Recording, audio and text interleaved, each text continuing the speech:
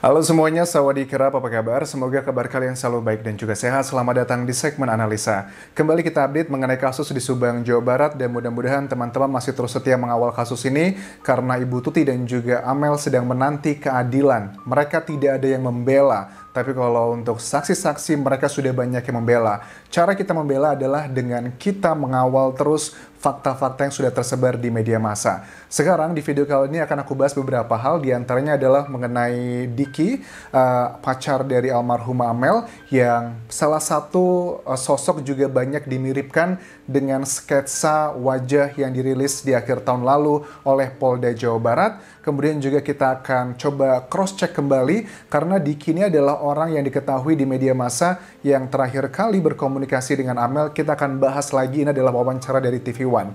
Terus bagian kedua juga kita akan bahas mengenai salah satu saksi yang memiliki beberapa luka di tubuhnya. Kemudian ada beberapa klaim dari timnya yang menyatakan bahwa memang dirinya adalah orang yang sensitif. Kemudian juga di tanggal 19 Agustus ada timnya dari salah satu YouTuber yang mengatakan bahwa dia memang terluka pada saat diminta oknum anggota Banpol untuk membersihkan lokasi TKP di kamar mandi, menguras bak mandi, itu dia mengalami luka. Kita akan bahas lebih detail kenapa isu ini dimunculkan. Tapi sebelum kita bahas lebih lanjut, kita coba simak terlebih dulu keterangan dari Diki, kekasih Amel, Amelia Mustika, kapan dia terakhir kali komunikasi dengan Amel, dan apa yang dikatakan. Kita coba flashback kembali. Almarhumah itu kebetulan emang saling tukar. Jadi akun almarhumah itu login di HP saya. Sebaliknya juga akun saya itu login juga di HP almarhumah. Komunikasi terakhir tuh via WhatsApp. Terakhir mengirimkan pesan kepada saya tuh sekitar 22.47 dari komunikasi itu. Kan itu saya sempat menanyakan lagi ngapain, lagi apa, sedang apa. Almarhumah tuh menjawab dia sedang bermain game di tabletnya itu. 22.47, Diki yang notabene sudah hampir 4 tahun pacaran dengan Amel, menanyakan lagi ngapain, lagi main game. 22.47.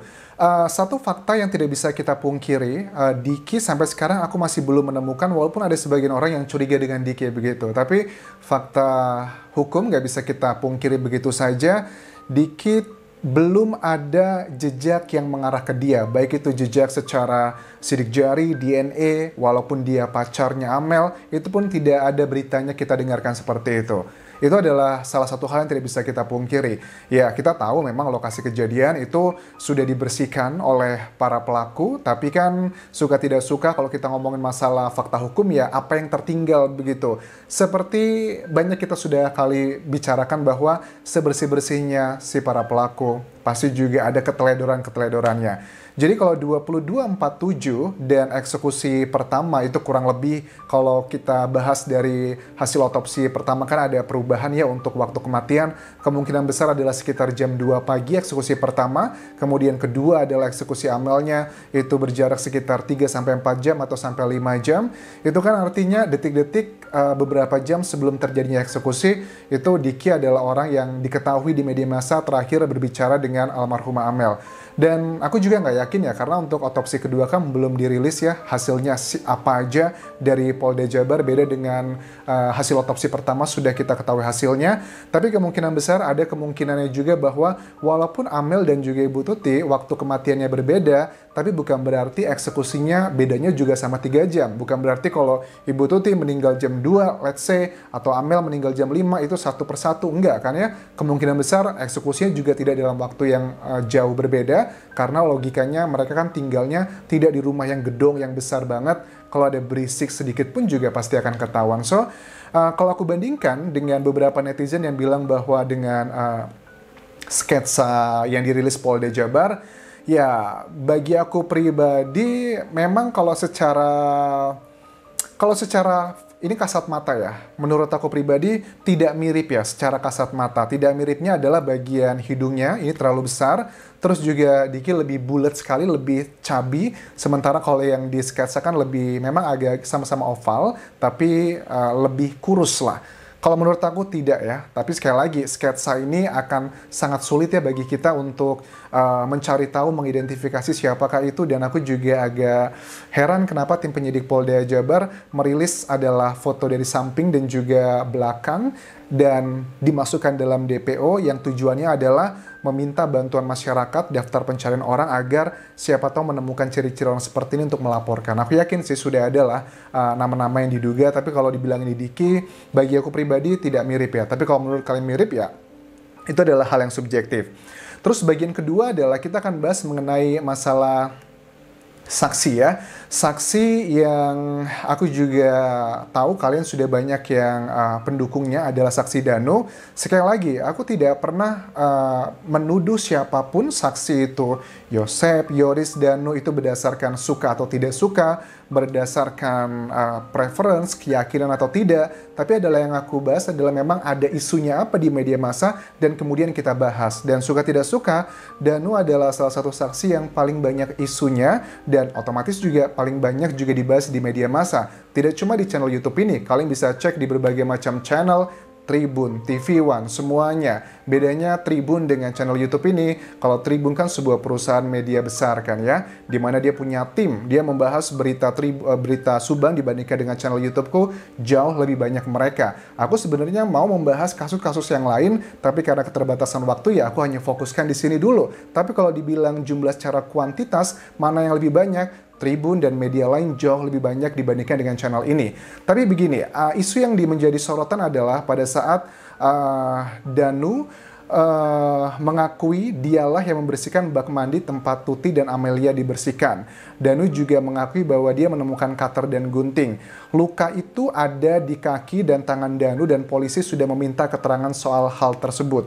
Pengacara Danu Ahmad Taufan lantas menjelaskan apa yang menyebabkan kaki dan tangan Danu ada bekas lukanya. Danu itu sensitif, garuk-garuk, sedikit sudah luka, ujar Ahmad Taufan.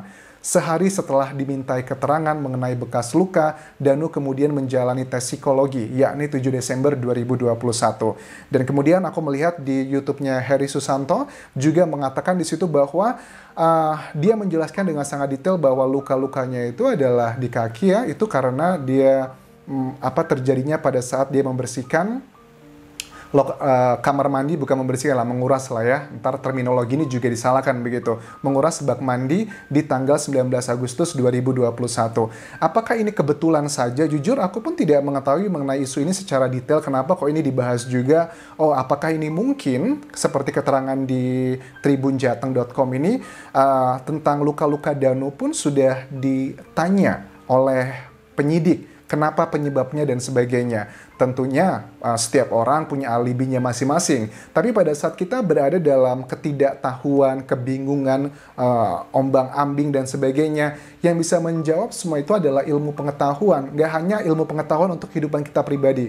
Kayak masalah ekonomi, kita ada forecast ekonomi. Untuk masalah apapun itu adalah ilmu pengetahuan, cuaca dan semuanya, termasuk juga dengan hal yang forensik seperti ini. Ilmu pengetahuan seharusnya dijadikan acuan oleh tim penyidik untuk mengatasi kebingungan dan juga ketidakpastian. Nah, ngomongin soal luka Danu ini sendiri, kenapa kok tim penyidik menanyakan hal tersebut? Apakah ada hubungannya dengan gosip-gosip yang beredar, ditemukannya ada sesuatu di kukunya Amel dan sebagainya? Padahal Dr. Hastri menyatakan tidak pernah mengeluarkan statement ada sesuatu di kukunya Amel. Itu adalah berdasarkan dari salah satu keterangan Dr. Hastri di wawancaranya Tribun ya, yang disitu dinyatakan bahwa untuk menganalisa pada saat tubuh manusia diotopsi, kita bisa cek di kukunya ada apa aja, di kelamin dan sebagainya. Itu adalah contoh-contoh secara umum, tapi kemudian masyarakat ada sebagian yang berasumsi bahwa ditemukan sesuatu di kukunya Amel. Ini masih belum ada konfirmasinya. Kemudian dikonfirmasi dengan timnya dari Danu sendiri, dan ini semakin menguatkan sebagian netizen, wah kalau polisi juga nanya luka-luka Danu, apa hubungannya? Nggak mungkin dong polisi nanya sesuatu hal tapi tidak ada juntrungannya. Dan untuk mengetahuinya bagaimana Anjas, kalau kita lihat secara umum ya, dengan Anjas praduga tak bersalah. Kenapa dibahas Danu lagi? Ya jelas, karena memang ada isunya di situ. Dan sekali lagi, aku tidak ada sentimen dengan siapapun. Di awal kasus, aku bahas Yosep, aku bahas Bu Mimin, aku bahas siapapun itu. Karena memang itu yang beredar di masyarakat kan, dan juga di media massa. Dan ini adalah isu yang mengenai Danu sendiri. Untuk mengeceknya secara forensik bisa ya, kita bisa menggunakan visum. Jadi kalau kita pengen tahu bekas luka tersebut, lukanya itu bekas kayak misalkan cakaran. Let's say aku punya bekas cakaran gini, cakaran kucing atau cakaran adekku dulu, itu bekas kelihatan cakaran ada bekasnya walaupun sudah bertahun-tahun dan bisa dicocokkan gitu kan ya kalau dilakukan visum. Kemudian juga sama kalau terjadi pelecehan misalnya hal-hal yang tidak senonoh, misalnya kasus yang lainnya ya, bukan kasus ini. Itu pun juga bisa dilakukan visum gitu walaupun sudah beberapa hari untuk diketahui penyebabnya apa begitu. Itu adalah fungsinya ilmu pengetahuan bisa menjawab semua itu. Tapi yang menjadi pertanyaan juga, kalau memang sudah ada ahli yang diturunkan di sini, ada 7 ahli yang sudah diterjunkan, kenapa tim penyidik belum bisa menjadikan ini sebagai salah satu hal yang menguatkan ataupun petunjuk? Kalau memang belum, ini kan beritanya di bulan apa ya? Desember ya, awal-awal bulan lalu, September, Desember lah, akhir bulan begitu kurang lebih, sudah hampir 2 bulan lalu. Kalau memang belum ada kelanjutannya, berarti kemungkinan besar memang datanya itu adalah tidak make sense, tidak memberatkan Danu, itu adalah yang pertama. Tidak memberatkan Danu, itu adalah kemungkinan yang pertama. Atau kemungkinan yang kedua, ini bisa saja menjadi petunjuk lainnya, tapi tim penyidik punya strategi lainnya. Ingat tuh, aku selalu bahas adalah kedua sisi. Yang pertama sekali lagi, berarti memang itu tidak memberatkan Danu. Atau yang kedua, ini masih menunggu momen yang tepat menjadi strategi dari tim penyidik Polda Jabar, yang mungkin aja apakah ini benar atau tidak, itu akan menjurusnya nanti ke alat bukti tersebut seperti itu. So, I think sesuatu hal yang kita bahas di analisa ini adalah berdasarkan data-data yang berada di media massa begitu. Jadi aku selalu menyajikan dua sudut pandang yang pro dan juga kontra. Kesimpulannya apa Anjas? Kesimpulannya menurut aku semuanya tergantung dari penyidik Polda Jabar. Apakah mereka berani dan juga percaya diri dengan data-data yang sudah diperoleh hampir 5 bulan ini, tapi belum ada keterangan siapapun? Apakah ini bentuk kehati-hatian ataukah bentuk sedang melindungi seseorang? Itu adalah dua hal yang memang sudah beredar di masyarakat sejak awal kasus ini muncul. Ada yang bilang bahwa jangan-jangan ada oknum yang dilindungi. Ada orang-orang yang berkuasa. Kalau ada satu orang terungkap, nanti akan membawa orang-orang yang kategorinya adalah oknum. Ini masih dugaan dengan azas praduga tak bersalah. Tapi aku sangat yakin dengan Polda Jabar, mereka tidak mungkin mau mengorbankan nama baik kepolisian Indonesia hanya demi segelintir oknum jika memang itu ada.